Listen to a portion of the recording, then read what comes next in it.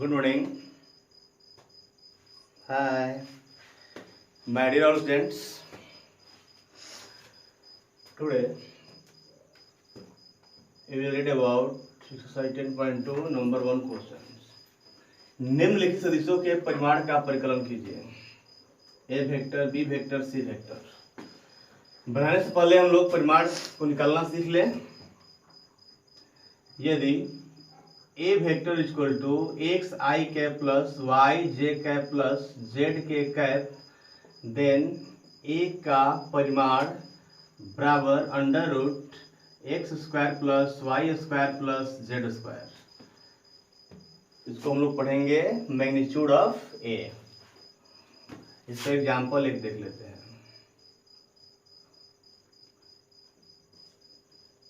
ए vector बराबर आई cap plus 2 जे cap minus 5 के cap.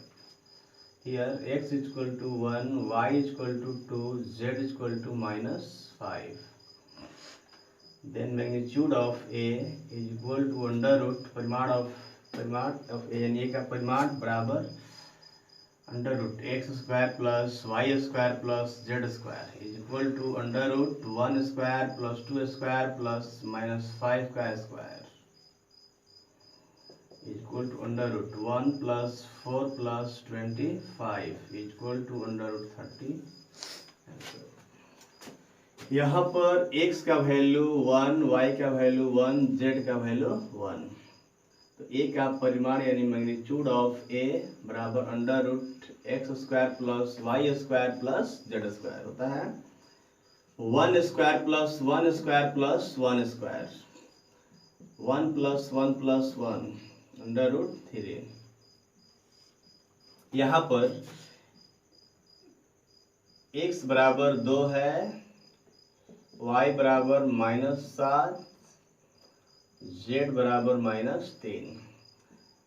तो b का परिमाण बराबर under root x square plus y square plus z square पढ़ लिए हम लोग. अंडर रूट 2 का स्क्वायर माइनस 7 का स्क्वायर प्लस माइनस 3 का square is equal to under root 4 plus 49 plus 9 is equal to under root 62.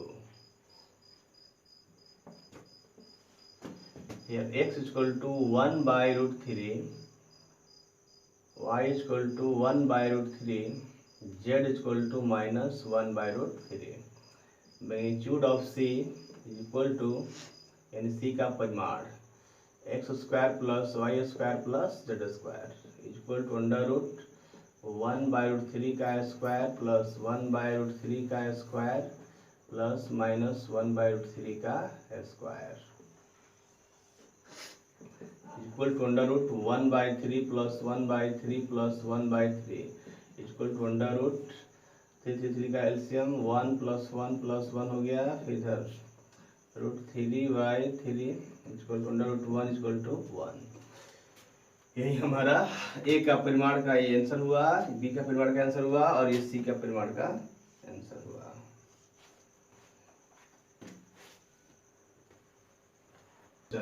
अगला क्वेश्चन 2 नंबर. समान परिमाण वाले दो विभिन्न सदिश लिखिए. माना कि ए वेक्टर बराबर आई cap plus j cap plus 6 के कैप और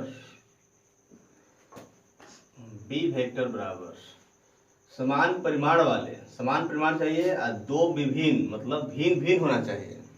तो हम लोग क्या करते हैं यहाँ कि या तो इसमें प्लस लगा है, इसमें प्लस लगा है, इसमें प्लस, तो इन में से यदि प्लस है तो फिर माइनस लगा देंगे आई में, या दोनों में लगा सकते हैं, आई जे में लगा सकते हैं, या फिर आई जे के तीनों में लगा सकते हैं, या फिर संख्या को परिवर्तन कर देंगे. जहाँ 6 दिखाई दे रहा है तो 6 यहाँ लिख देंगे या यहाँ लिख देंगे, फिर भी अंतर हो जाएगा. और मैग्नीट्यूड जो है हमारा परिमाण जो है वो सेम के सेम ही रह जाएगा, समान रह जाएगा. तो किस तरह से आप कर सकते हैं. तो B vector equal to 6i cap plus j cap plus k cap.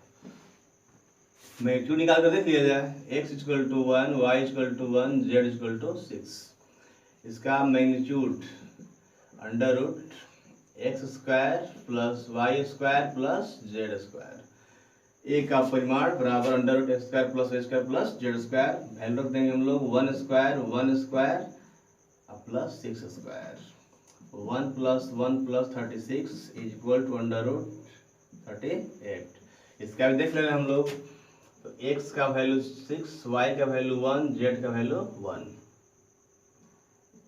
b का परिमाण magnitude of b is equal to under root x square plus y square plus z square is equal to under root 6 square plus 1 square plus 1 square is equal to 36 plus 1 plus 1 is equal to under root 38। हम ध्यान से देखें यहाँ पर समान परिमाण वाले ए का और बी का दोनों का परिमाण क्या आ गया, समान आ गया। यानी समान परिमाण लिख देंगे मैग्नीट्यूड ऑफ ए का परिमाण बराबर बी का परिमाण आ गया। वाले दो विभिन्न सदिश लिखिए। देखा जाए ए और बी दोनों जो सदिश हैं वो भिन्न हैं कि नहीं। यहाँ पर x का वैल्यू 1 है, यहाँ पर x का वैल्यू 6 है, यहीं पर अंतर हो गया। इस तरह से हम लोग कह सकते हैं कि हमारा a और b दोनों क्या है, भिन्न भिन्न सदिश है। और इन दोनों का परिमाण देखा जाए तो हमारा परिमाण भी √38 और √38 आ गया, यानी कि बराबर आ गया। इस तरह से आप बहुत सारे एग्जाम्पल ले सकते हैं। जैसे आपको हमने शुरू में ही उपाय बताया कैसे आपको लेना है, उस तरह से आप ले करके अनंत आंसर इसका हो सकता है। अगला प्रश्न 3 नंबर, समान दिशा वाले दो विभिन्न सदिश लिखिए। माना कि ए वेक्टर बराबर आई कैप और बी वेक्टर बराबर 7i कैप। ये जो दोनों है समान दिशा में है। ए वेक्टर और बी वेक्टर, ए और बी वेक्टर का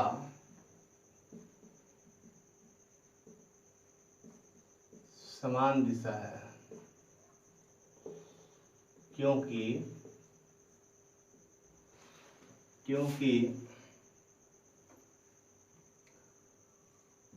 ए और बी एक्स अक्ष पर स्थित है। ए और बी क्या है, एक्स अक्ष पर स्थित है। तो इस तरह से हम देख रहे हैं कि जब यह एक्स अक्ष पर स्थित है और दोनों में प्लस है, यानी कि दोनों धनात्मक दिशा में है। तो जब दोनों धनात्मक दिशा में है इसका मतलब दोनों का दिशा सेम है। और कह रहा है कि विभिन्न सदिश, समान दिशा वाले दो विभिन्न सदिश लिखिए, मतलब भिन्न भिन्न। तो यहाँ पर ए वेक्टर का जो बराबर में दिया गया है वो आई कैप है, और यहाँ बी वेक्टर में जो दिया गया है 7i कैप है। तो यहाँ पर सेट के रूप में 1 है और यहाँ पर 7 है। इस तरह से हम देख रहे हैं कि दोनों में अंतर है। यही हमारा आंसर है। इस तरह से हम बहुत सारे आंसर दे सकते हैं भिन्न भिन्न। आप ऐसे ले सकते हैं, जैसे मान लीजिए ए वेक्टर बराबर 2i कैप और बी वेक्टर बराबर 7i कैप। तो हम ध्यान से देखें आई कैप दोनों में है और दोनों में यहाँ प्लस है। इसका मतलब है कि दोनों का समान दिशा है। एक्स कहाँ पर है, तो यह एक्स अक्ष पर स्थित है। तो इस तरह से हम लोग कह सकते हैं कि हाँ ए और बी क्या है, दोनों की समान दिशा है। और कह रहा है कि भिन्न भिन्न, तो देखा जाए भिन्न भिन्न है कि नहीं। तो यहाँ पर 2 है और यहाँ पर 7 है। इस तरह से हम देख लिए कि दोनों में अंतर है, यानी कि दोनों सदिश भिन्न भिन्न है। अब हम लोग आते हैं अगले प्रश्न पर। 4 नंबर, एक्स और वाई के मान ज्ञात कीजिए ताकि सदिश 2i cap plus 3j cap और xi cap plus yj cap समान हो। समान होने के लिए बराबर होना चाहिए। तो प्रश्न अनुसार हम लोग लिख सकते हैं कि 2i cap plus 3j cap is equal to xi cap plus yj cap. हम लोग डायरेक्टली भी लिख सकते हैं कि x बराबर 2 और y बराबर 3 आंसर, पर थोड़ा इसको ही हम लोग लॉन्ग करते हैं। 2i cap plus 3j cap, ये इधर आएगा तो माइनस xi कैप, इधर आएगा तो minus yj cap equal to 0। अब हम लोग i को साथ लाते हैं, 2i cap minus xi cap plus 3j cap minus yj cap equal to 0। इन दोनों में से i लेते हैं कॉमन, तो 2 minus x i cap plus 3 minus y j cap equal to 0। यह दोनों मिलाकर तभी 0 हो सकता है जब 2 माइनस एक्स बराबर 0 होगा, 3 माइनस वाई बराबर 0 होगा। यहां से हम लोग मान निकाल लेंगे 2 बराबर 0 प्लस एक्स यानी x बराबर 2। यहां से निकालेंगे 3 इक्वल टू 0 प्लस वाई यानी y इक्वल टू 3। तो x का मान 2 आना चाहिए और y का मान 3 आना चाहिए, तब जाकर हमारा 2i cap plus 3j cap और xi cap plus yj cap क्या होगा, समान होगा।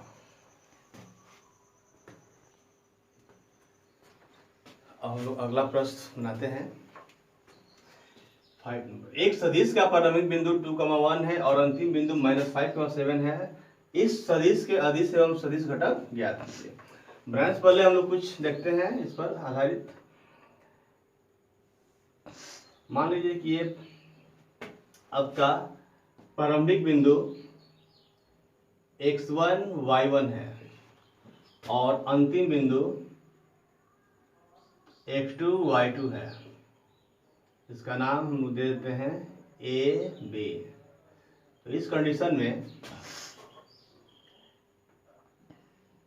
ए बी वेक्टर बराबर x2 minus x1 I cap plus y2 minus y1 to j cap होता है।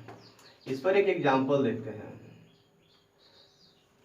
यदि 2,5 इसका प्रारंभिक बिंदु दिया गया और इसका अंतिम बिंदु 3,9 दे दिया गया, तब आपसे बोला गया इसका सदिश और अदिश घटक इस आधार पर देखेंगे हम लोग। तो यहाँ पर ए बी वेक्टर जब निकालना है तो अभी हम लोगों ने पढ़ा x2 माइनस x1 आई cap plus y2 minus y1 into जे कैप। वैल्यू रख देंगे, ये आपका x1 y1 x2 y2, 3 minus 2 I cap plus 9 minus 5 j cap, 3 to 1 तो 1 तो i cap plus 4 j cap. यहाँ पर लिखना है अदिश घटक। अदिश घटक बराबर, इसमें 1 है तो 1 और इसमें 4। अब आपसे कहा जाए सदिश घटक। सदिश घटक तो यहाँ पर आई कैप और 4j कैप। इस प्रकार हम लोग इसको बना सकते हैं। देखिए प्रारंभिक बिंदु 2,1, तो 2,1 हमारा प्रारंभिक बिंदु हो गया और यहाँ से शुरू हुआ आपका वेक्टर। तो यहाँ अंतिम बिंदु कहाँ है, तो -5,7 है। ये आपका x1 y1, ये आपका x2 y2। इसका यदि हम नाम दे देते हैं a और इसका b, तो ए बी बराबर, अभी हम लोगों ने क्या पढ़ा कि x2 minus x1 I cap plus y2 minus y1 J cap, -5 minus 2 I cap plus 7 minus 1 into J cap, -7 I cap plus 6 J cap. अब इस तरह से हम लोग बना लिए अपना वेक्टर। क्या है, अब यहाँ पर अदिश घटक पूछ रहा है और सदिश घटक।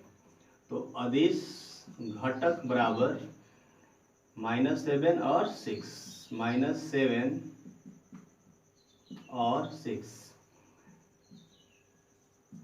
सदिश घटक पूछ रहा है, तो सदिश घटक बराबर -7i कैप और 6j कैप। यही हमारा आंसर हो गया।